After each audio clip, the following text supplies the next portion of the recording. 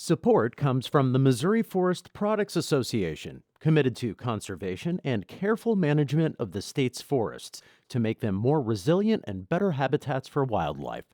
ChooseWood.com. Welcome to St. Louis on the Air. I'm Sharon Stevens. Our political editor, Fred Ehrlich, is here to give us the latest information about the situation involving now former St. Louis County Executive Steve Stenger. He resigned yesterday morning after being indicted on a pay-to-play allegation. Fred, welcome to the program. Happy to be here. Let's start with what happened last night. There is now a new county executive. That is Sam Page. Can you elaborate on that a bit? Sure. And last night was not without a little bit of controversy. There was some concern. The gallery was packed last night for this special emergency meeting, and there was unhappiness in that gallery of people who wanted to comment on the naming of a new county executive, and the meeting was set up to not have any public comment. The county council is meeting tonight. I expect a large crowd, and I think we're going to get some comment tonight. Of course, it's now a done deal. Sam Page is the new county executive. Well, they have to have public comment tonight, don't they? 'Cause, Correct. I mean, that's legal. Yes, they have to do yes, it. it's part of the meeting. And apparently, last night they didn't have to. They basically didn't have to, and then chose not to. And that irked a lot of people, and in particular Hazel Irby, who wanted the job, and she had a lot of supporters in the audience. And of course, there's the issue of Hazel is a black woman. She would have been the first woman to hold the position, to hold really any countywide office, and her supporters wanted her to have a chance at that. Okay. Well, in the meantime, she and her fellow council members are going to have to deal with issues in kind of an interesting way, because there's a split on the council. Can you kind of? Yes, it's 3-3 Democrat and Republican, and Page is a Democrat, of course, and they had all been fairly well united against Steve Stenger in their opposition to his policies and how he was running the county. Well, now, and so politics in a lot of cases, which normally would have played a role, Democrats and Republicans didn't. Now, I think we're going to see that. I think we'll see a little bit of a honeymoon period. There's always seems to be that with any kind of new chief executive of any government. But then when it gets down to some of these issues where Republicans and Democrats historically have differences, it's going to be real interesting to see how this shakes out. Well, what happens? You need a majority of 4. Right. It's my understanding if there's a tie vote, a measure would then fail. It has to get a majority vote. Okay. And do you think, Fred, might be one or two of the most likely things to come up first? Well, I think Better Together. Steve Stenger has been a big supporter of Better Together, and Sam Page has not really taken a strong position one way or the other. So I think that's going to be, a key issue.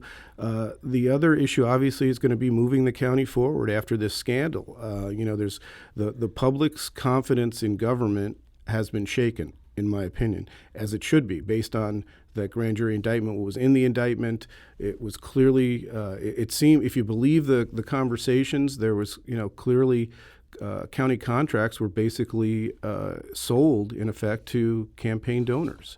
So, I think you have to restore the public's confidence, and that's going to be a challenge for Page and the county council going forward.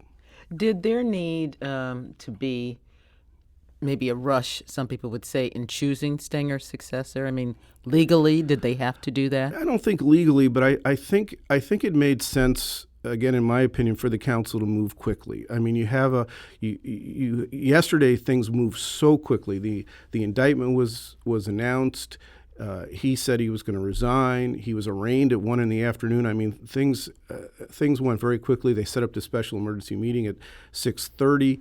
And I believe that when you have a vacuum of leadership, you should fill it. I think it would have been a mistake to not vote last night. I personally would have allowed public comment. I don't see what the harm in that would have been, and I think it would have satisfied a lot of people there last night, even if they didn't get their choice, at least to have their say.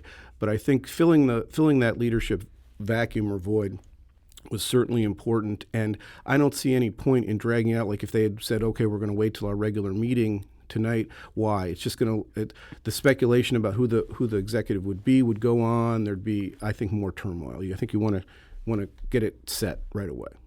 For a while there, Sam Page was seemed to be allied with Steve Stenger. Right. Do you think that's going to come back and haunt him a little bit? I don't think so, because they haven't been allies for a long time, and I think the members of the council who have worked with Page have seen that. Obviously, there's no indication that Page was involved in anything, illegal or questionable that Stenger was doing. So I don't think that that's going to be an issue.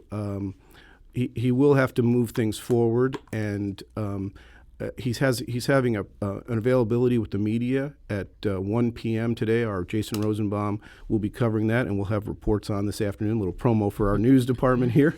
But one of the things that we've heard he's doing today is he's already meeting with staffers, and the number I heard already this morning was that 10 people are being either asked to resign or will be fired. And that makes sense. And any new person coming in is going to put his own people in place. So you're going to have, a new office administration there in place pretty quickly.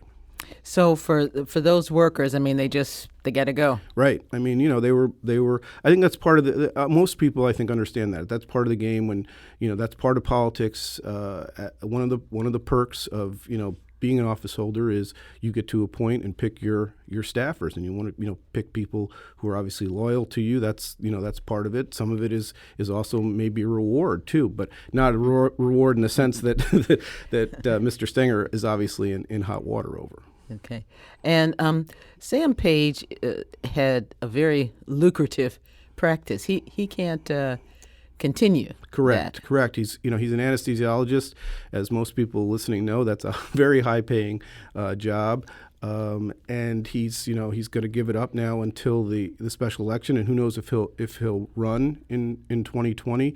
It's a lot of people thought that his job would be a barrier to him taking the job, but apparently he decided he didn't have much to say yesterday. So we're hoping to get more, including his thoughts on that today about why he decided to take the job and give up his lucrative practice, at least temporarily. But it's possible that he's decided now he's going to make a run for it to fill out the rest of the term when that special election is held. Where does Mark Mantovani come into all of this, or does he? Well, I think he does. He has not. We should probably explain who he is. Right. Mark Mantovani was Steve Stenger's opponent in the Democratic primary. It was a very hard-fought, close primary that Stenger won, and then Stenger went on to win the general election in a heavily Democratic county. So he's been on the sidelines. Ironically, a lot of his campaign was saying that Stenger was corrupt, that Stenger was doing a lot of the things that this indictment accuses him of, and it was a bitter, hard-fought campaign. He has not spoken publicly that I've seen. There was a draft Mantovani group, kind of a loose alliance of people that were talking about him for the job that Page is now filling, basically on an interim basis until the special election. I would expect him to be a candidate again in that 2020 election. I think you're going to have a lot of candidates. I think it's going to be a wide open field, Republicans and Democrats, and you're going to have some. I think you're going to have some interesting names pop up: state legislators, current council members. I think it could be a little bit like what we're looking at. I mean, like who? Who are we talking about? Well, Mantovani is obviously. I think they're certainly people on the council now. Who could go for it. I don't. He hasn't said anything, but Ernie Trachis, I think, would be a possibility. Lisa Clancy, who's new to the council, I think could be a possibility. State legislators like Jill Shoup. I mean, I think there's all kinds of possibilities out there. I think you could end up with a field similar to what we're looking at in the Democratic presidential primary. It could be that many candidates. Okay. And for the people of St. Louis County, what does this all mean now? Well, I think that what it means is there were there was trouble, obviously, in this administration. You can't sell government contracts to political donors, and the feds have swooped in. And if the allegations are true, they've stopped that, and they'll clean it up. And hopefully, the county will move forward. And this is a cautionary tale to any politician thinking about it, doing the same thing again. Okay. Fred, thank you so much. Thank you. And thank you and your team for keeping us up to date on this story. This is St. Louis on the Air, St. Louis Public Radio, 90.7 KWMU.